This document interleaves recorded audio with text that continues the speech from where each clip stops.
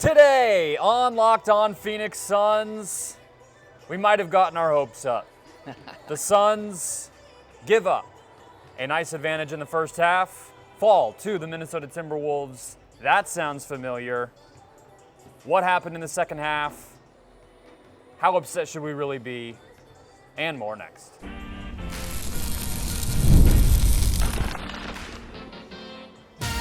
You are Locked On Suns, your daily Phoenix Suns podcast, part of the Locked On Podcast Network, your team every day. Welcome back into Locked On Phoenix Suns. I'm Brendon Kleen, a staff writer at Awful Announcing and a credentialed Suns media member. Thank you for making Locked On Suns your first listen here post-game, late Wednesday into Thursday. Don't forget Locked On Suns, free and available on all platforms, including YouTube. So click that follow or subscribe button. Do what thousands of other Suns fans have already done. Become an everydayer and get locked on to the Phoenix Suns right here each and every day. Today's episode is brought to you by Gametime, the best place to buy any ticket. Create an account, use the code LOCKEDONNBA when you make your first purchase to get $20 off on the Gametime app. Joining me as always from right here in a much quieter footprint center after a loss. That definitely seems to be correlated. The volume and win or loss. My fellow Suns credential media member, how are we feeling? Ben Garcia. Like, clearly our listeners can hear some of the music in the background, and I gotta be honest with you, I know I'm just tooting my own horn here with the microphones that we use, but I was really surprised the other night that they could hear us still pretty well with the music so loud. It is clearly lower tonight, and it makes sense. I gave myself a sore throat the other night. I'm not even lying. I literally screaming. was raspy the next morning. We had to, but yeah, it was tonight. I mean, let's just dive into it, but I'm frustrated. And I'm sure you are too. And even maybe more valuable than both of us, I'm sure the loyal listeners are frustrated as well, because it just feels like the same day we're living over and over again. Yeah, absolutely. Final score 121-113. The Phoenix Suns do lose after going 8-2 and turning a corner, all of that. I'm not going to say that today was an answer to that question, but we will dive into that as we go through the show. We'll get to our lesson of the game. We'll go through some of the box score, the rotation, and everything else. Before that, our moments of the game as always. I'll start us off, Ben. It was the beginning of the third quarter for me. That is time and again become a worrisome. You look between your eyes, you're watching the game, you're doing the little kid with the horror movie thing. And in this particular case, through the first 5-ish minutes of that third quarter, the Suns had both Tyus and KD miss point-blank layups, and they turned the ball over 3 times in the first 5 minutes and 10 seconds. What that led to in total was a timeout at the 6:50 mark, which is where I stopped it, and the Suns had been outscored 13-7. Not exactly like the sky is falling, but the lead that they had at halftime, which was 59-55, was gone. And it just felt like when you talk about the mental lapses and the turnovers and the momentum, which we know Minnesota feeds off of. We saw that all throughout the playoffs last year. This is a young athletic team. When they see an opening, they feed off of that. And they absolutely did that tonight. And I really think just that first half of that third quarter, everything kind of flipped. Yeah, you had mentioned to me when we were watching the game, obviously, together and with the rest of the media, and you had said, that Suns Timberwolves series from last year, I don't necessarily think the Wolves thoroughly outplayed the Suns. It was a lot of the Suns shooting themselves in the foot. I don't know if it's a mental block with this Timberwolves team, because you had mentioned some of the lapses with the Tyus Jones point-blank miss, or the Kevin Durant point-blank miss, or Devin Booker giving the ball to the other team late in the fourth quarter. I don't know if it's a mental thing, kind of something similar that they had with the Mavericks for years with Luka and company. But I don't know how this team comes out with a lead. It's almost, I would rather them be down at halftime, because they just get really laxed in the second half and it never works out for them. And I don't know.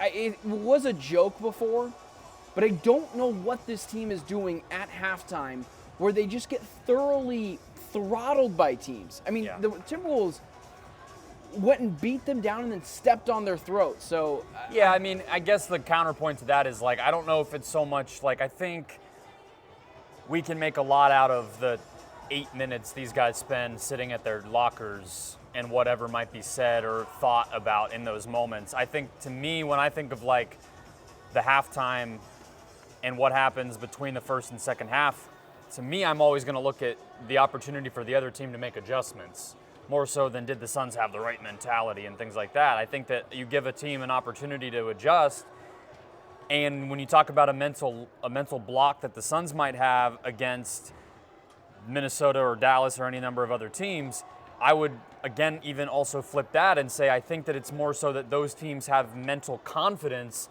against the Suns. We can definitively say this Wolves team now, even with the cat flip for Randall, they've beaten the Suns 6 straight times. They beat them in that buzzer beater 2 months ago. They beat them tonight, and they swept them last year in the playoffs. This team matches up well with the Suns. Point blank, there's no doubt about it. They're physical, they're athletic, they're long, they're swarming, they're confident. The Suns can't handle it.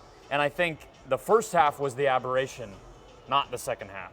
The second half, I think Minnesota just remembered, oh yeah, we can squelch this offense out and suffocate it, and they just did that. They completely got the Suns out of their offense, especially in the second half, where they weren't necessarily getting up good looks. They were spending a lot of the chatter up in the media section was they were taking forever to get a shot up. Bradley Beal was getting smothered. Yeah. Honestly, they all were, but he was getting smothered by Anthony Edwards. Zero separation from him.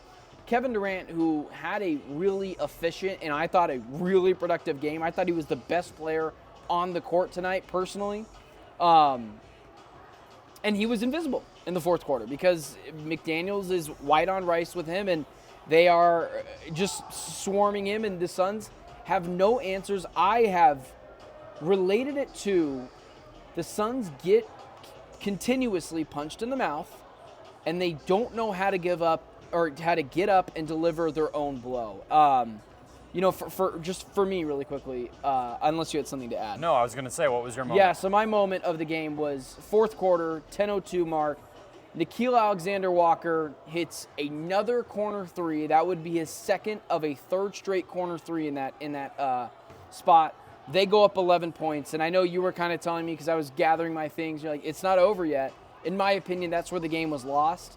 At that point, I think it was not the next play, but the play after that, Devin Booker gives up a horrendous turnover on the far side of the left end of the court, and they come over, they score, they go up by 13 at that point. It was ball game. The Suns were just heaving up shots. They tried to make it interesting at the end, but overall, for me, that's where it was. Open shots, lazy defense, bad rotations, rinse, and repeat.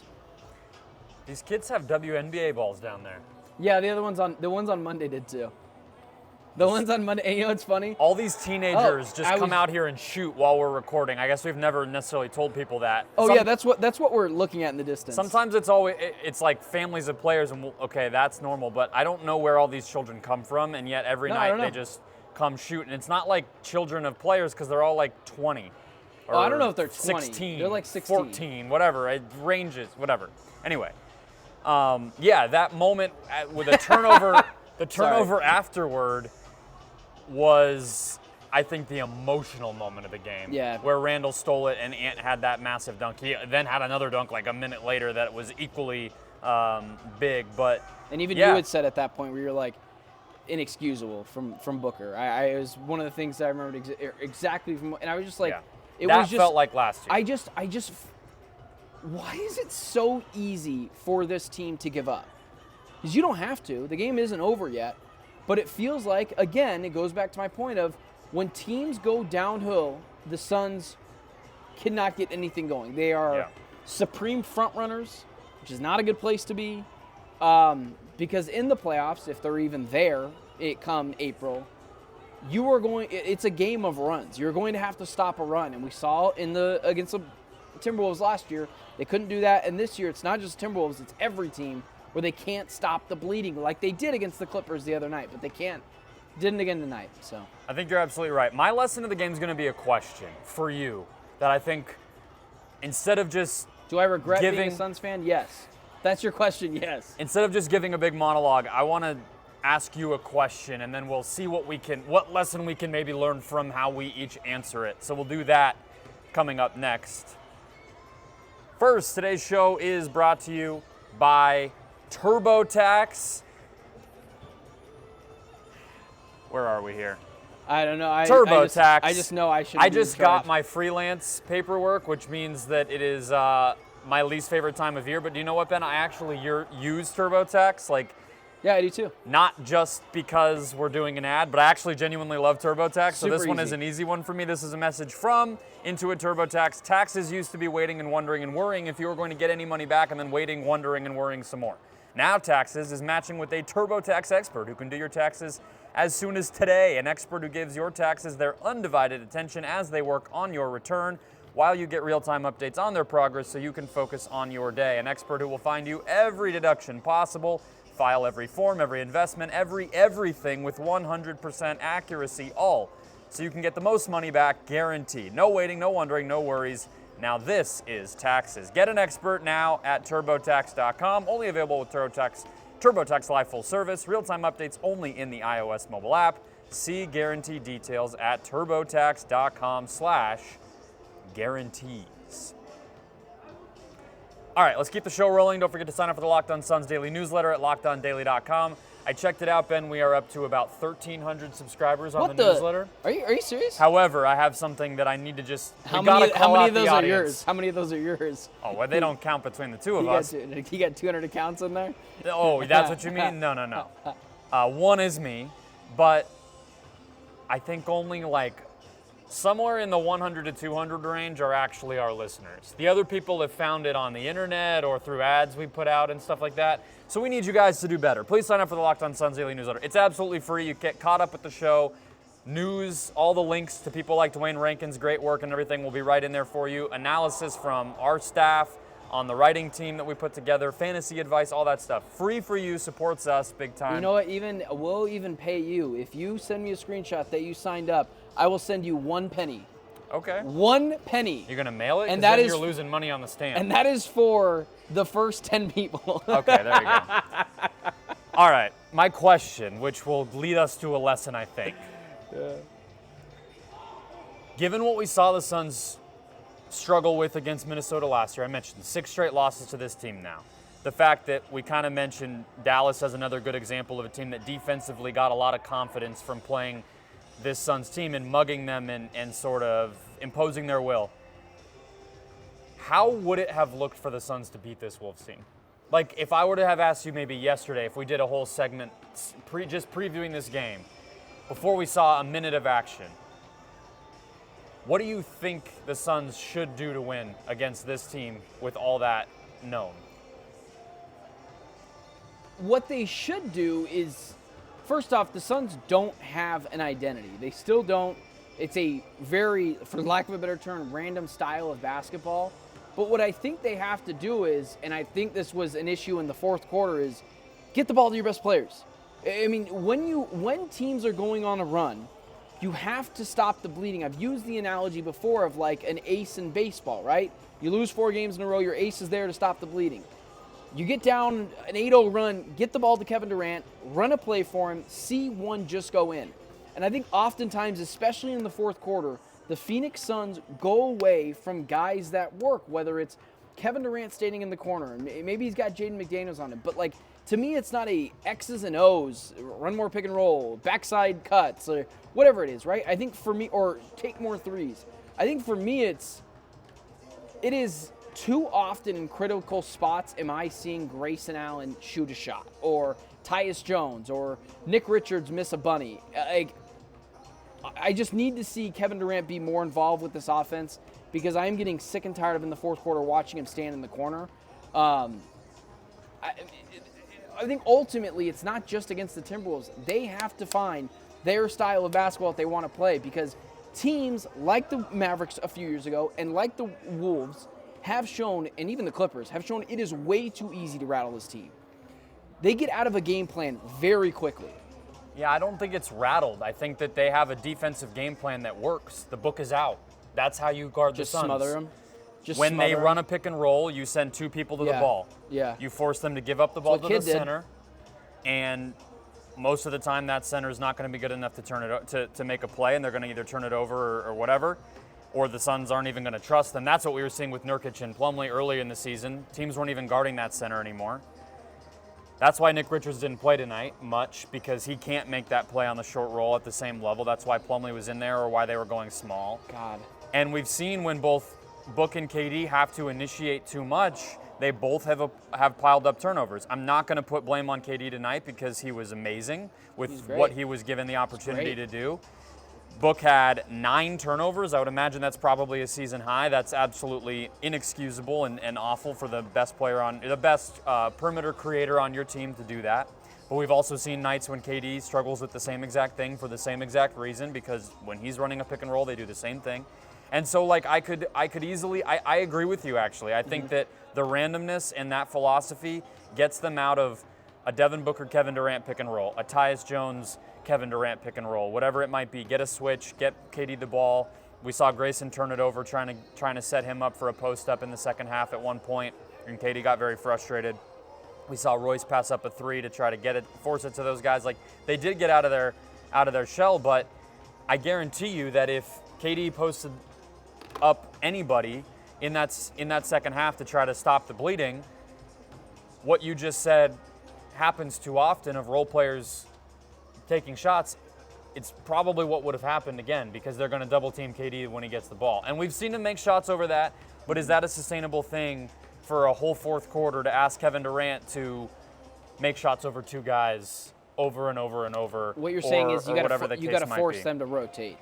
Grayson Allen's got to hit his shots. Tyus Jones has to hit his shots, because basically what every team is doing is Kevin Durant and Devin Booker aren't going to beat us. Sure, Grayson, go for it. And if you can smother them, and if you get an idea or whatever from the officiating that they're going to let that stuff go, you're probably going to win the game. Also, you had mentioned Booker with the 9 turnovers. If I told you that ties his career high, would you be surprised? I mean, and nine would be most guys' career highs. So well, no, I'm just saying. And if I told you it came against the Minnesota Timberwolves, would you be even less surprised? When was that? Tonight. Oh, I'm saying tonight. Like, I thought you meant the other time he got 9 was what if also I told the What if I Wolves. told you the first time it happened was against the Mavericks? Oh no, that was 8 turnovers. Okay. But yeah, so I mean, this is his most turnovers he's had in a game since 2019. 6 years ago. Yeah. Does it shock you it comes against a team that absolutely smothers them? No, and so that's like, I don't like to go back here too often. I think the last time that I had sort of a rant like this was after that, I believe it was the Magic game in November. This team has not yet proven that it has a player who can consistently break down the defense when the defense plays like this and has the personnel to do this. I'm getting to the point where I don't know how much longer I can avoid sitting with that as just a fundamental reality about this team. Other teams have that. The team they played tonight has that. Anthony Edwards, you mentioned the Nickeil Alexander-Walker threes. Bud was asked about that post-game. He attributed it to Ant breaking their perimeter defense down and getting the ball moving, and Alexander Walker just happened to be their Grayson Allen in exactly the situation we're talking about, who was the beneficiary and knocked those open looks down once Ant had open space and dished it for an easy 3 in the corner. The Suns don't have a player, even though they have 3 max players, who does that. And it's just games like this where that just slaps you in the face. Is there anything they can do to fix it? Is what I'm trying to figure out. Like let's just throw Jimmy out of the picture, and let's say like it's your guy Robert Williams. No, that's not helping their offense. I mean, no, I know defensively. Well, that would be a big thing, right? Like that would be that's I think the thing you would have to look at. I was kind of sitting with this during the whole course of the game. The number one thing, the best we've ever seen from Devin Booker, featured multiple times, the best stretches of his career. They have featured heavy doses of transition scoring, and you have to get stops to get those. And this defense is too bad to even start anything. So that is a big part of it. Because when we've seen Devin Booker and Kevin Durant get a lot of easy shots, they can play fast when they have the chances to. It's just, if you're not turning the ball over, if you're not forcing turnovers or even stops, that's just not going to be there for you. You're going to have De'Aaron Fox on your team if you're going to turn makes into fast breaks. Like nobody can do that. You John Wall, De'Aaron Fox, that's it. So The Suns clearly aren't going to do that. So that's part of it. And if they had a better defense, I think we'd be having a different conversation. I think there still is the Hail Mary out there that can actually, like, really fix the team. Is like, if you add a Robert Williams and a Jimmy Butler trade, which I don't think is impossible, but it's dwindling by the day of how confident we are that those things can happen. But short of that, with just the personnel that this team has, it is just too easy of a blueprint to beat this team, man. Even if you're a bad team, you can fluster the Suns. Yeah. Send 2 guys at them. Like you had said, that was the blueprint that was set for this team back in 2022 with Kidd. Yep. Fluster them. I mean, Finney at that Smith point, and Reggie Bullock, yeah. but tonight it was Ant and McDaniels. I And mean, whatever you want to throw out and at that point, it was make Chris Paul take threes, and he wouldn't take threes as well. But there's different variations, but it started there, and it's why you and I are both of the agreement that Booker is not a tier 1 player in the NBA. And this year, I think for me, I thought he was the best tier 2 guy, which isn't a top 8 to 10 player in the NBA. I think he was a top tier 2 guy.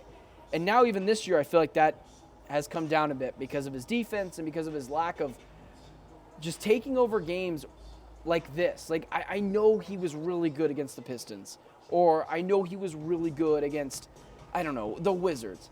I don't care. I need or to that see last these Wolves teams. game, which also ended up was being great. a loss. Yeah, they you know, lost. so Yeah, Julius Randle.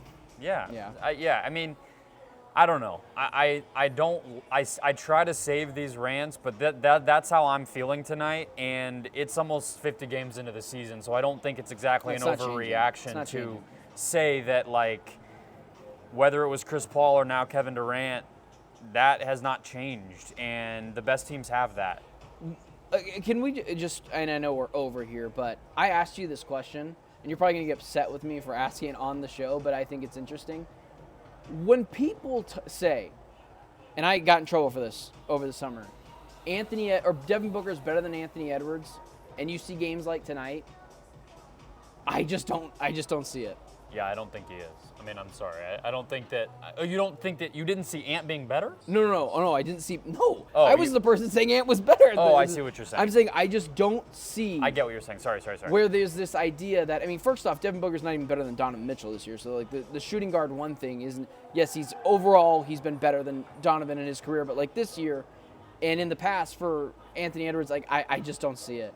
If you were Anthony Edwards had 4 blocks in addition to everything that he did on the offensive end. I mean, that in and of itself, his defensive impact speaks for itself. His ability to get into the paint. I mean, he did have 7 turnovers in fairness tonight too, but he's significantly better right now. But in the biggest moments, he was good. Yeah. In the biggest moments, Booker was not good. And so, like, and not only that, man, Anthony Edwards' ability to just be like, oh, I'm going to lock this guy down. Yeah. Like, it's just like, he doesn't do it all game. Because it's exhausting. It's incredibly exhausting. But he just goes, oh, you're not going to score. He is a smothering defender. He also, as a team defender, is excellent. He blocked a 3 tonight. Oh, yeah, he blocked Tyus, I think it was. Tyus it doesn't matter. He got from the baseline in all the way to the 3-point corner, and I didn't think he was going to have a chance to block it. Yeah. And he blocked it, and it went down the other direction in transition points, and I don't see it. I don't see it. I love Booker. And, like, I wish I was wrong, but, like, if you don't the think point he you're would making switch, is that's crazy. It's the same one that I'm making, It's right? the same one. They have a guy and we don't. Because it's basketball. So you're saying better. I'm saying can break down the defense, but that's what better players are able to do. They're able to break down the defense because basketball is about scoring and physical advantages, and the best players can do that. And that point, physical. When Anthony Edwards is missing shots, he can get to the rim. Or he can make an impact blocking shots and getting out in transition and getting easy buckets. Those are the type of things that wins games. And, I mean, it just sounds like we're poo-pooing on Booker, but, like, we love the guy. He had 9 turnovers tonight. We just know. 2 of 7 from 3. We're not surprised by this because we know what he is. He's a tier 2 player in the NBA. You can argue in that group where he's at still. But, like, I don't care what he does against the Wizards. I care what he does against the Timberwolves at home in a game that was crucial for playoff positioning. Yep. It was. They're the 6th seed. We're the 7 or 8 seed or whatever. Everything's close. So, tiebreakers, these things matter. All right, magic number and rookie watch before we round things out. Coming up next.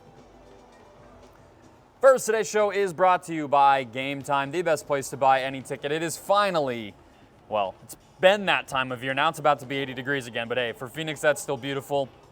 Whether you have your eyes on heading to New Orleans for the Super Bowl or you just want to enjoy that Phoenix weather, Gametime is the place to go. They have a new feature called Gametime Picks on their app that makes getting tickets for events, any event, even easier, whether that is sports or comedy, concerts, theater, whatever you want to go do. Open up the app, go to either the city you're in, whether that's Phoenix or maybe, hey, New Orleans and you're one of the lucky ones, or open up an event page for a specific event you want to attend. Gametime Picks will filter out all the stuff you don't need, so you don't have to waste time searching through thousands of tickets, and it'll give you the best value deals on great seats right up top. So you know, all right, this is the best stuff. Do I want to go or do I not want to go? That's going to be my best value. I don't have to search and look at it and do this filter and that filter. Gametime does it for you with Gametime Picks. So take the guesswork out of buying tickets, download the Gametime app, create an account, use the code LOCKEDONNBA for $20 off your first purchase. Terms apply. Again, create an account, redeem code LOCKEDONNBA for $20 off. Download Gametime today. Last minute tickets, lowest price guaranteed. You didn't say what time is it game time. They don't want me to right now. They don't want you to say it. Last minute tickets, lowest price guaranteed. That's Okay, Gametime's new outlook on All right, life here. well, I mean, they didn't lie, but still. I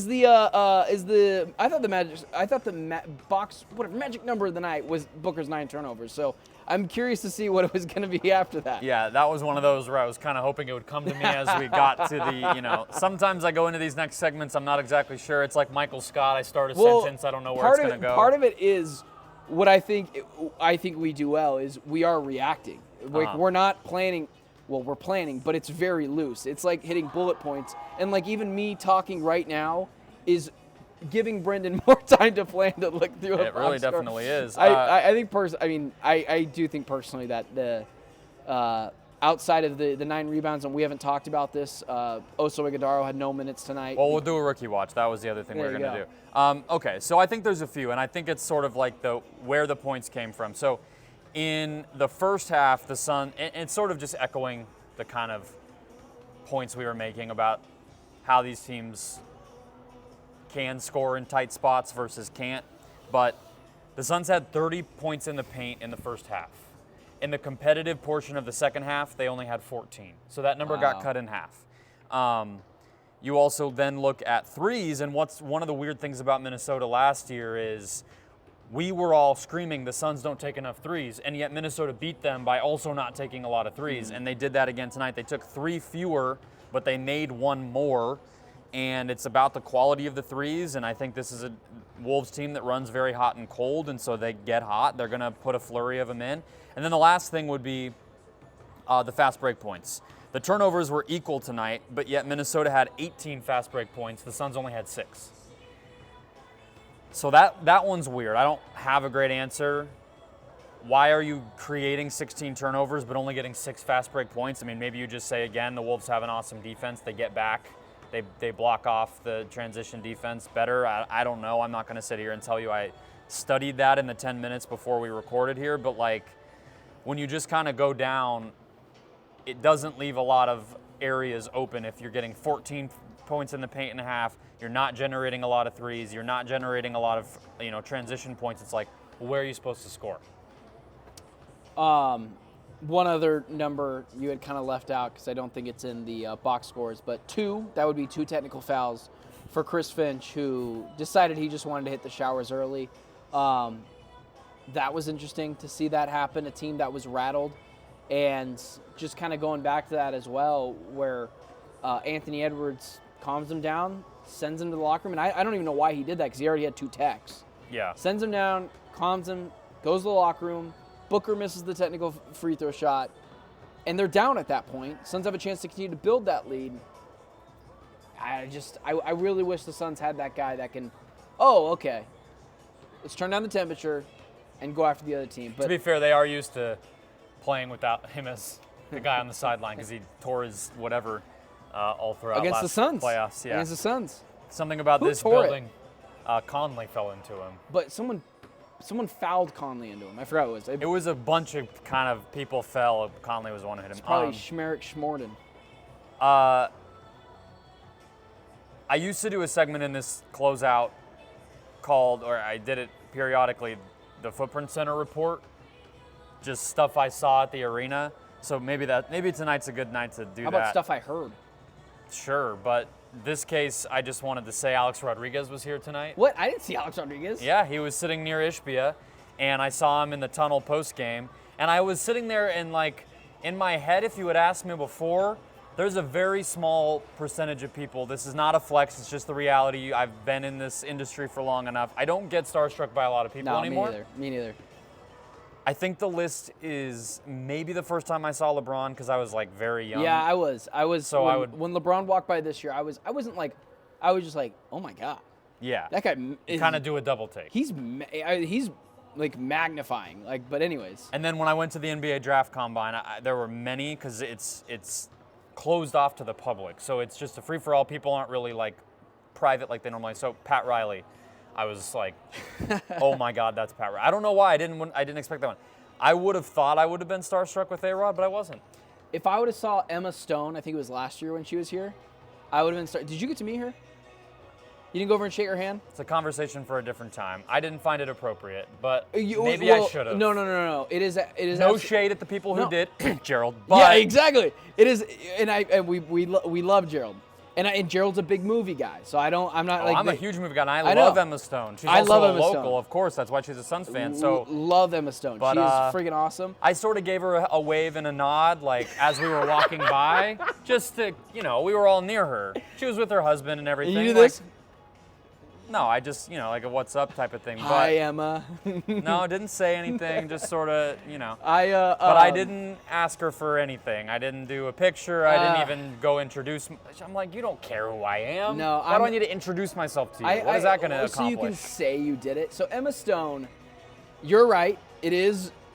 And you know what's funny? I'm doing some stuff in New Orleans, and I was telling you because I'm likely going to meet someone who's like my childhood idol, and I'm like, do I ask for a picture? And you're like, no.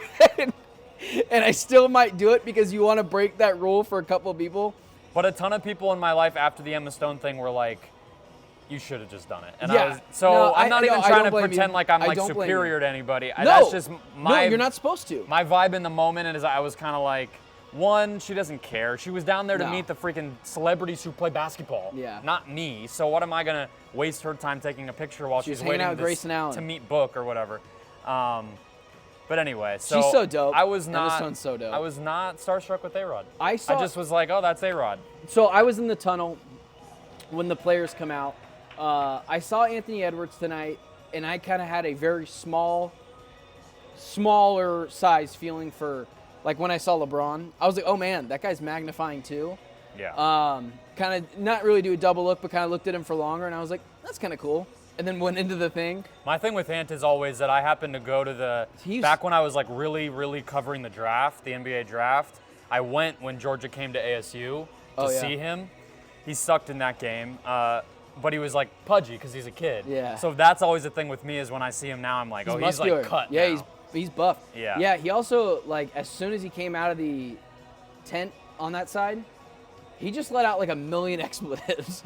He just like not a he has a tendency to I do don't that, think yeah. a single word out of his mouth wasn't S F B. I think KD might have heard a couple of those on the breakaway dunks we were talking about as well. Man. Did you said you heard something or was that? Oh, I was saying I heard a lot of Timberwolves fans here. Oh, yeah. Didn't like that. The last thing I was going to ask you is on the rookie watch note is, I feel like we're not seeing eye to eye. No. Maybe we could talk about this tomorrow, but I think we should going to the G I think League we for should a talk game. about it tomorrow because it's more stuff for us to get to. But like my quick 1 minute synopsis is, there is no way that Mason Plumlee is better than Oso Ighodaro, and that's not me saying like I even if you want to say they're the same, that's fine. At least Oso at this point in his career is more athletic. I expect him to be better defensively, even if he's a little smaller. And at least he gives you more energy. Like, I would give the minutes to him, and I'm not saying it's necessarily even going to be awesome. That's where I'm at with it. The energy point I will take because my counter was just going to be that I don't necessarily know about better and worse, like in a vacuum NBA 2K rating or something, but like I do think that Plumlee is better in one particular category that the Suns are so deficient at that it's worth it just because of that, which is rebounding.